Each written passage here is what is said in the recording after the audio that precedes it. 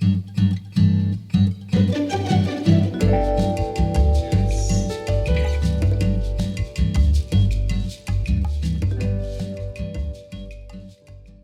you wish your developers had less permanent access to AWS? Has the complexity of Amazon's reference architecture for temporary elevated access caused you to sob uncontrollably? With SIM, you can protect your cloud infrastructure with customizable, just-in-time access workflows that can be set up in minutes. By automating the access request lifecycle, SIM helps you reduce the scope of default access while keeping your developers moving quickly. Say goodbye to your cloud access woes with SIM.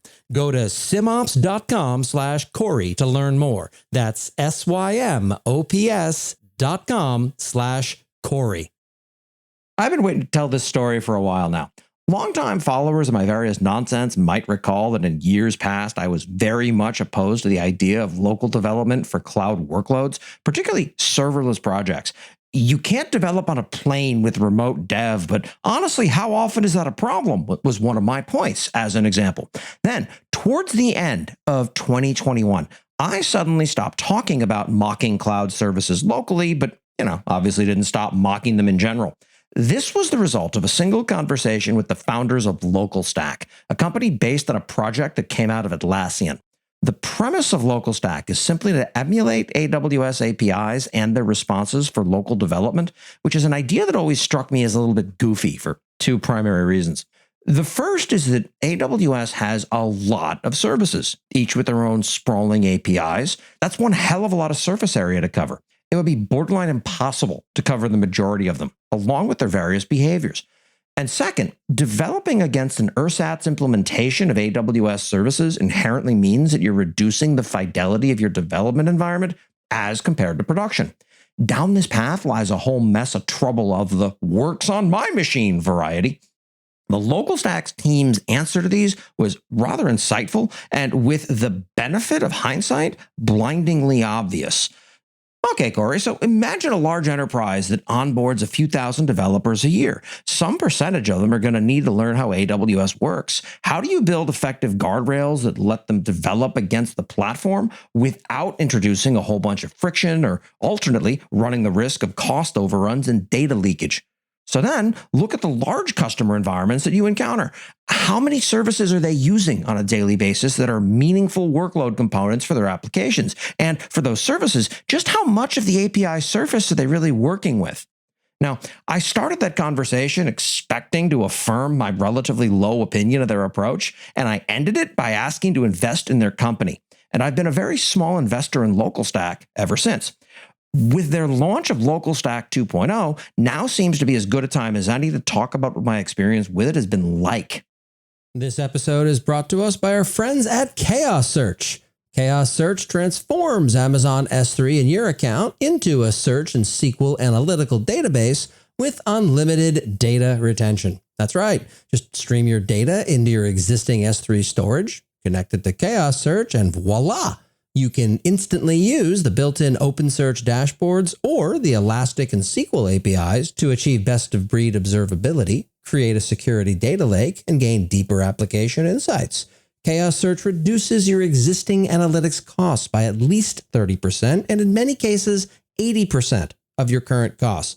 Companies like Equifax, Blackboard, Armor, and more are all using Chaos Search to deliver better, faster insights at a fraction of their prior solutions cost.